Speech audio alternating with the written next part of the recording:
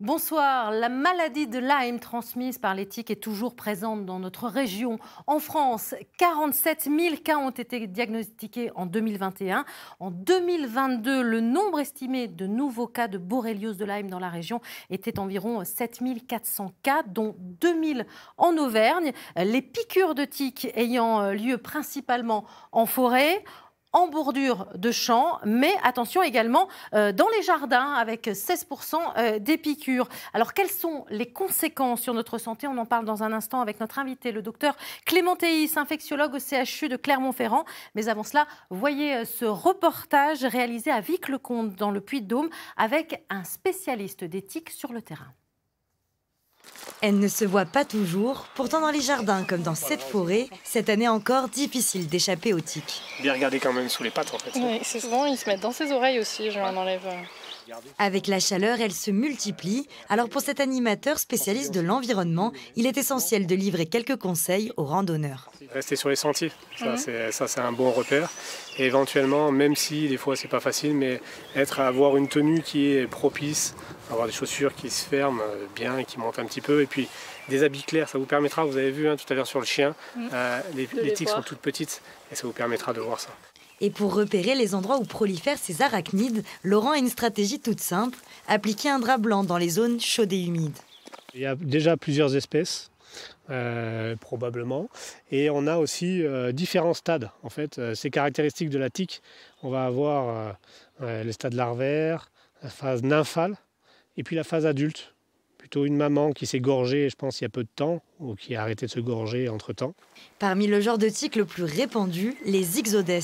Mais quelle que soit l'espèce pour se nourrir de sang, ces parasites se perchent en haut des feuilles en attendant le premier hôte venu.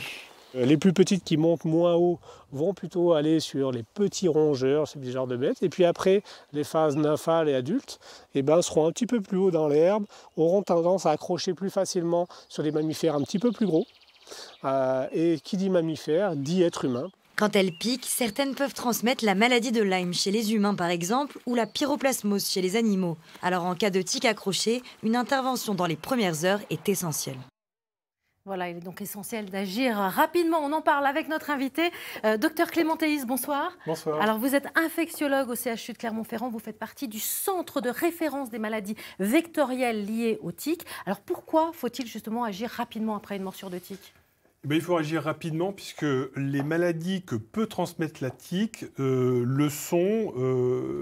Plus la tique reste en contact avec l'individu piqué, plus on a un risque de transmission de maladie. Donc, plus l'ablation sera précoce, moins le risque de transmission sera grand. Parce qu'en fait, elle régurgite. Qu'est-ce qui se passe? Comment elle transmet cette maladie, cette tique qui reste accrochée? Donc, en fait, quand elle s'accroche, c'est pour se nourrir. Une tique du genre Ixodes va faire 3 repas sanguins dans sa vie.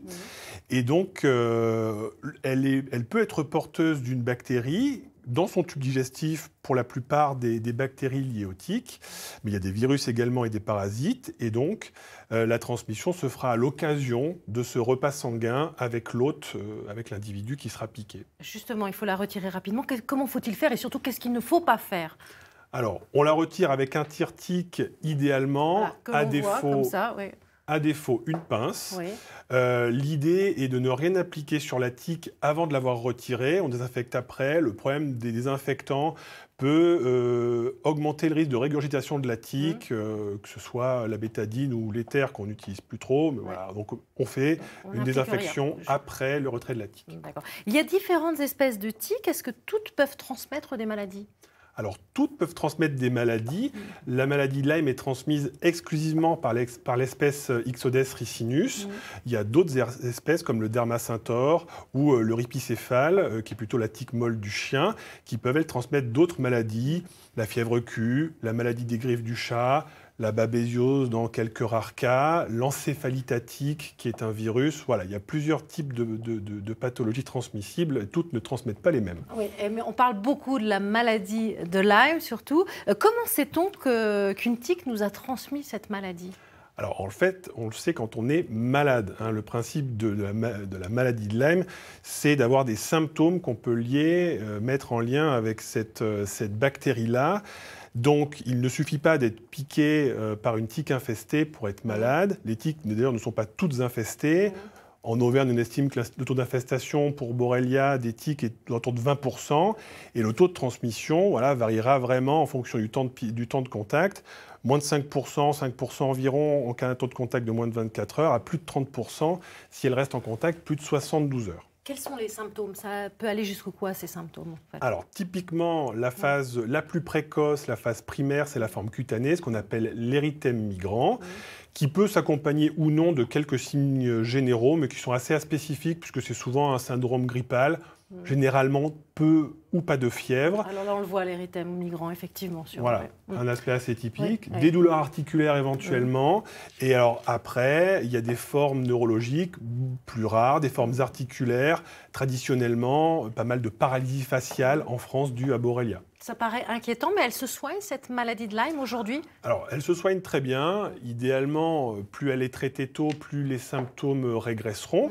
Une maladie de Lyme traitée au stade de l'érythème migrant, on sait qu'elle n'évoluera jamais vers des formes plus avancées comme la forme neurologique. Le traitement, c'est quoi? Antibiotiques? C'est des antibiotiques, pas tous les mêmes en fonction de la forme de la maladie. Une forme articulaire, ce ne sera pas comme une forme neurologique. Ça dépend aussi du stade.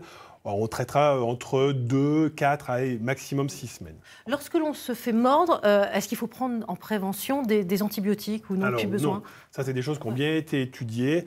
La prévention par antibiotiques n'est pas recommandée par les sociétés savantes, que ce soit même chez des gens fragiles, un immunodéprimé ou une femme enceinte, on ne la traitera pas après piqûre de tique. Est-ce que si on a déclaré la maladie de Lyme une fois, on a été traité, est-ce que si on se fait mordre à nouveau, est-ce qu'on peut avoir à nouveau cette maladie? Alors malheureusement oui, c'est pas une maladie immunisante et donc on peut faire plusieurs fois la maladie de Lyme dans sa vie.